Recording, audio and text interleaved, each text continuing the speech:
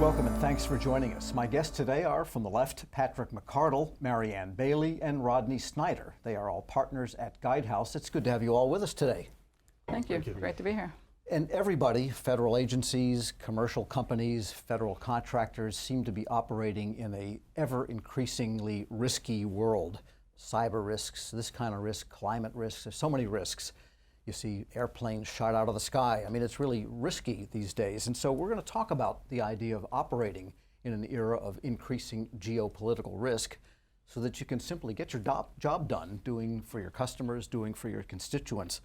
And so let's begin with the idea of geopolitical risk. What is it? How do you look at it? What's a good way to view it? How should we consider it nowadays? Great. So geopolitical risks are very complex today. And a lot of our clients don't really understand those complexities. And one of the things that we do as we work with them is we help them to understand those complexities.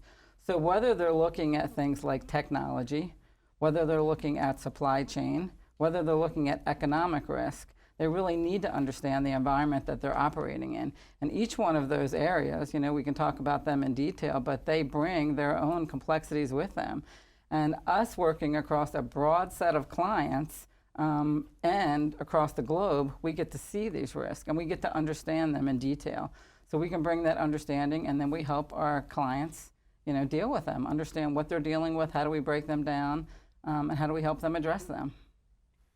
Yeah, so whether it's cyber or the digital domain even more broadly, or whether it's terrorism or, for instance, war, but also whether it's things like sanctions and fraud. There's so much going on in the environment today, geopolitically across the globe, for governments, for private sector companies, for that sort of regulatory environment in between, that we really believe our clients need to understand, assess, and then be able to address that environment, and therefore be most safely able to operate, most profitably be able to operate, most optimally be able to operate. Yeah, Pat, this seems like almost like the flowering of a trend that, in my memory, started with the oil embargo of the early 1970s, I guess it was, when suddenly supply chains, pricing, all the predictable industrial certainties that companies knew were not true anymore. The way our governments operate, especially the U.S. government imposing sanctions, impacts commercial environment. So again, sanctions that our government imposes are a variety of things. They can be economic, they can be commerce-based, they can be diplomatic. So how they affect companies that operate within the United States, and as well as U.S. companies operating outside of the United States, that's something you need to be aware of. So the mere fact that I am a U.S. company operating in another country does not mean I'm not subject to these sanctions, and I need to take that into account as I execute my operating plan. Well, give us some examples of how this is operating right now. So everything from economic sanctions on countries like Russia, of course, but also export controls, and then sanctions against individuals, individual companies, other entities. But you can find it in other ways too, Tom. For instance, when it comes to foreign investment, both into the United States, that now is covered by even greater sort of rigor when it comes to the Committee on Foreign Investment in the United States, CFIUS, or when it comes even increasingly to U.S. investors investing abroad in places like China. And then all sides are putting on more and more sort of controls, restrictions on what can be produced and what can be provided to others. So for instance, you see this especially in the semiconductor field, where not only are there restrictions on semiconductors themselves, particularly of certain types of quality, but even the equipment to manufacture those. And so all of these things sort of come into play. You see China, for instance, most recently putting on some restrictions on minerals. These are metals that are found in the field that are very important to not only semiconductors, but also, for instance, to developing other types of technology, including, for instance, solar technology. And so China is restricting that to make sure that not only do they have enough, but that they can control as much as possible what's going on in the world, just like we're trying to do when it comes to China's accession in terms of that sort of technology and how important it is, including to previous conversations you've had about things like AI, generative AI, and other types of ways of really producing sort of even greater manufacturing and national security strength. Yeah, so these derive from a number of sources, including policy of the government and governments themselves, as well as issues that are beyond anyone's control, I guess, you might say. And we're going to get into some of the specific areas. But in general, companies, agencies, your clients come to you, and they're aware of these risks. Sometimes. Well, okay, so yeah, that's the question is, how do you prepare them for it if they know about it, and especially if they don't know about it? Right, and that's kind of our job, and that's what we come in and we are exposed to them. We do understand them. Just coming in and helping them understand the landscape that they're working in, because a lot of companies don't even, you may not be surprised, but they don't even dive that deep to really understand the landscape that they're working in, the breadth of it. Supply chain, right? Just as one area, I'm just giving you one area, supply chain. They don't really understand the depth of their supply chain. If we're talking about the federal government, we're talking about the DIB, Defense Industrial Base. Tons, thousands and thousands of companies are part of that supply chain. Really understanding the details of that supply chain. Where are they getting those parts from? Where are they getting those components from? Are they getting them from a place that they're supposed to be doing business with? If we start talking about threats, are they getting them from a place they should be doing business with? One thing that we know is that our nation-state adversaries are incredibly sophisticated, right? They're very strategic. They spend years developing, right, their way into a certain environment, whether it's a certain type of business, certain type of government. They spend years developing that. And they study that in great length. And so they're looking for a way to get into that supply chain. And they know it better than we do, better than our clients know it. So that is our job, getting in with them, helping them understand their environment. We can talk about all these complexities of all this new technology that's coming out, but really the heart of the matter is understanding the environment that you're operating in. Yeah, in fact, with supply chain, just to give you an example, most understand who their primary suppliers are. What they don't understand is the other suppliers that are deep inside the tiers of that supply chain. And so the very first step we take when it comes to supply chain risk management is understanding, illuminating who's in the supply chain. Again, not just at the first level, but at multiple tiers. And then it's really starting to develop what's the risk involved in all those different participants, those different entities. Who else is touching, what third parties are touching our system or network? And really starting to look at what are the mitigation opportunities we have. And finally, how do we do continuous monitoring to make sure it's not just a one and done, but this is something continuous. And we're seeing this as critically important in the physical supply chain and increasingly ever more in the cyber and in the software coding part of the supply chain. So that's just one example. But on cyber, it's the exact same issue. You have to understand everything within your environment to then be able to assess it and take measures. To build off Rodney's statement there about the supply chain and getting to know your customers, it's also helping our clients understand the expectations of the federal government. It's not just knowing your customer, it's sometimes you are expected to know your customer's customer and look further down that line. There is that expectation of the government and you need to help them understand that. And so in thinking about all of this, when you bring this to companies, then I imagine, and you can tell me, the message also is this is not just something you throw over to the compliance department and let them worry about it. Right, absolutely. Compliance is to me, as a cyber person, compliance is like step one. You want to be compliant, but it's well beyond that. And that's one of the things when we talk to them that they really don't understand. A lot of times they don't understand the risks. They could be in a critical infrastructure environment, right, that is very near and dear to the heart of the United States of America, and they might not understand why some other bad guy would want to do something to take them out. And we haven't talked about bad guys, but we are talking about geopolitical, so it's not just nation state, it's also criminal activity, it's terrorist activity, right? And it's just your average everyday run-of-the-mill criminal. You have all these different bad guys that you have to protect yourself against, and they're not looking at it from the lens that they would be a target for somebody for a specific reason. Sure. Yeah, you definitely need more than just the compliance department, right? So the whole enterprise needs to operate as a single unit. So great, the compliance department has recommended a new software be brought in to help us prevent X, Y, and Z. Well, if the technology team that's implementing that doesn't have a good grasp of what that technology is actually intended to capture, it may not be set up in the way that it was intended. And so that's why you need to have, full integration, right? For all the parts of your enterprise operating as one in order for there to be a good shield of defense. And that's a good point you make too. Geopolitical means geo right here in the US of A is a source of threats. Absolutely. That's where it starts. But again, everything we're talking about emanates out across the globe, and that's why these issues about it being so much more than just being in sort of that defensive compliance, check the box mode. It is about being proactive, taking assertive steps, looking at not just individual pieces of this puzzle, whether it's sanctions or whether it's fraud and preventing that, or whether it's the cyber domain and how it's growing. But it's really going out and making sure that you're understanding the environment, the government, and the regulatory requirements, as Pat's talking about, not just here, but abroad, so that you can really then sort of, again, make that cascade out across the world. All right, we're going to get into cyber fraud and sanctions, but first we're going to take a short break. My guests today are Patrick McCardle, Marianne Bailey, and Rodney Snyder. They are all partners at Guidehouse.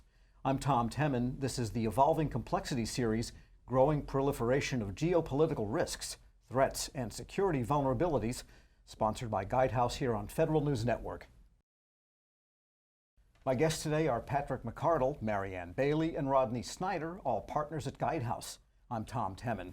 And let's go into some of the details that we were talking about earlier in some of these geopolitical risks. And I think probably top of everybody's mind these days, and for some time now, is cyber, the cybersecurity risk, but cyber, even beyond cybersecurity, the cyber supply chain, as you mentioned earlier. So what are some of the particulars here? What do people need to specifically worry about in the here and now that's different from a year ago and 5 years ago? I think people just need to really be more conscious about their environment. We talked a little bit about that. Anytime that we go into a client site to work with them, that's like where we start. What is your environment?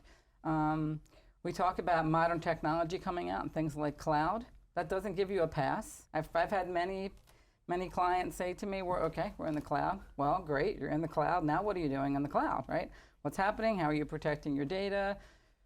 Sometimes it makes things more complicated because things are much more dispersed and they lose track of where their data is, who has access to their data, who's touching their environment. It becomes very complicated because you have to know all of that stuff. You have to know who's in your environment. You have to know what they're touching. You talked about compliance earlier. Most companies that we've seen that were breached, or organizations, even government organizations, they were meeting their compliance, right? Mm-hmm. They weren't like dropping the ball on compliance. But that's just the beginning, and you have to do other things. We talk about things like at Guidehouse, multi-factor authentication, identity and access management. It's a huge deal for us. It's not a new thing. I mean, I've been working this almost since I started in cybersecurity. It's evolved a lot. We use it all the time as individuals, right? So you use it when you bank on your phone. We all use it. It's gotten tremendous traction because it is such an imperative, and it's like the building block for cyber. If you don't know who's on your network, if you don't know what they're doing, if you don't know what they're touching, if you don't know your devices, don't worry about the rest of the stuff because you've lost you've lost it. Sure, so that gets into the observability of what's going on in your environment, and also your configurations, patch management, some of the basic hygienes that are still a challenge for a lot of companies and organizations. Well, and it goes even into things like strong passwords and changing those passwords. But it all ends up at a place that Marianne in particular works all the time, which is zero trust architecture, and a sort of complete turn of how we look at the environment that we set up in terms of security and trust. Yeah, and I mean, from a fraud aspect, we've seen considerable challenges with some of the new technology around AI and generative AI, and sort of Marianne touched on some of it. You have multi-factor authentication. Some people are using voice authentication as second factor. With the generative AI, they've been able to capture your voice and then use that. The bad actors have been able to use that to gain access to various accounts. So as much as technology has been an enabler for people that use it the correct way, there's also been an enabler for those that choose not to. And that really is like a cultural education, really, for our society, if you think about it. You're used to hearing somebody, you recognize their voice, you know their inflections, you trust it, right? This is kind of a new thing for us. Well, guess what? with AI, they can sit here. You have lots of voice out there. They can, capture that, and they can make a voice script that says anything they want it to say. If you're a person of authority somewhere in a company, right, you could call somebody, say something, they're going to do something. The reason cyber has become so complex because it touches everything, and we'll talk about that with fraud. People don't break into a network just to break into a network. There's some end game they want.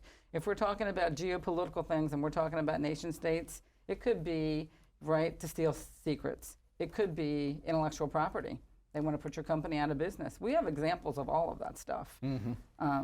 So we've seen all of it. It's not like far-fetched and far-reaching. So it's something they want to do. But now everything is digital. Everything that we're doing is digital. So it's out there on a network. It's out there in an environment. Bad guys can get it. They can have access to it. And so one of the things that we talk about very specifically is resilience. How do you establish your environment so that you end up with a resilient environment? Your business is resilient. Your government agency is resilient. What are you doing?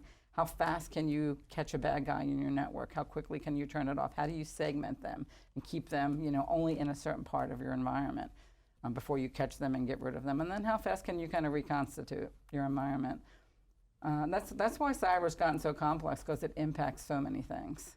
And I wanted to touch on fraud too, because every day there's a heartbreaking story coming out from one agency or another in all of this pandemic spending and disaster spending, infrastructure spending, talking hundreds of billions at a time, real money going out through fraudulent means, and companies have the same issue, insiders or external parties. You say somebody in authority mimicking the voice, and all of a sudden money goes out. So what are some of the trends now, and how do you help people mitigate the proliferation of fraud threats? Yeah, so as I just touched on, that has been the sort of latest. The infusion of AI-generated responses to multi-factor authentication, has become or is a problem facing many institutions, especially financial institutions, who were using, voice as a second-factor authentication. So that's been a big challenge. We talk about, geopolitical. We talk about companies. Companies are no longer just based in a single, country. So I have some part of my operation, offshore for, efficiency reasons, and what that does is you're now in another region, another geopolitical region. What are the safety and security standards there? Are they the same as those in the United States? So sometimes there's there can be some ignorance, right, on the U.S. companies' parts. They believe that, hey, whatever we do here in the U.S., that's the same as it is in every other location. It may not be, and that's a challenge that you have to face, especially if you outsource some of that. You need to confirm what the security vulnerabilities are in those countries, because they may not be the same as those where you're based.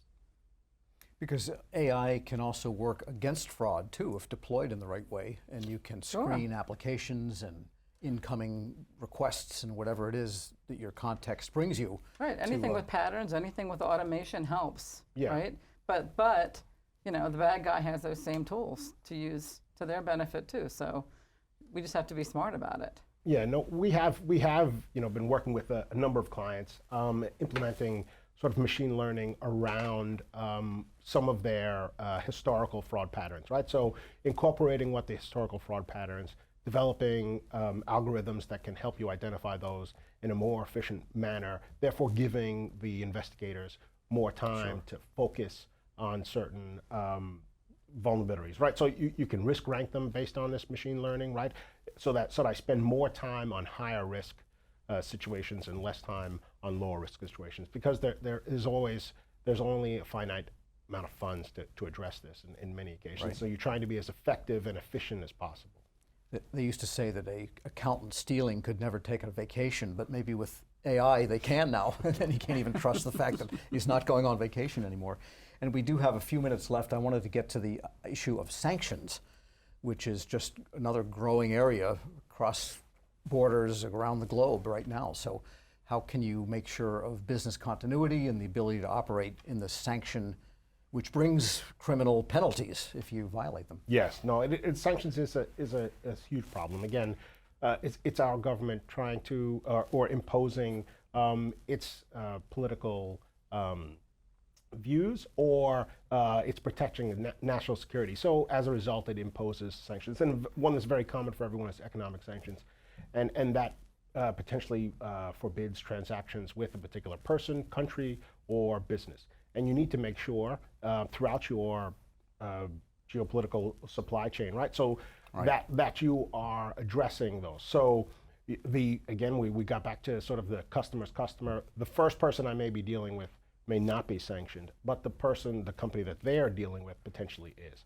And that's something that you need to be aware of. And you know, again, if you're a U.S. business, doesn't matter whether you're just operating in the U.S., whether you're operating outside the U.S., you have to comply with those sanctions rules. Right, so you may have the best intentions and not deal with any primary supplier that is in a sanctioned area, but as you mentioned earlier, if you don't have visibility down those tiers of your supply chain, doesn't matter what your intentions were. That's correct. And it keeps extending. Sanctions, you know, many people think that it's about sort of the big frontline, headline grabbing countries in the world, but it's about so much more. For example, recently, Russia was sanctioned because, in fact, it is pulling minors out of Ukraine and forcing them into Russia to be educated, indoctrinated. Another example is in China. China has been sanctioned recently with respect to Tibetans and the Uyghurs. And so the extension of sanctions continues, and this is what I mean by geopolitical, extended out into other parts of the world and well beyond sort of just the wartime situation or something like terrorism or drugs, which is what so many people think about because that traditionally has been the case. These things continue to evolve, and it's very important for the primary companies or agencies, but also to know who else is in the supply chain that impacts. All right, final word? Yeah, I was just going to say, so we talk about these geopolitical risks and threats because these things are all interconnected, right? We can issue sanctions on a country. We've seen this. Immediately we get a cyber attack, a mass cyber attack to the United States, right?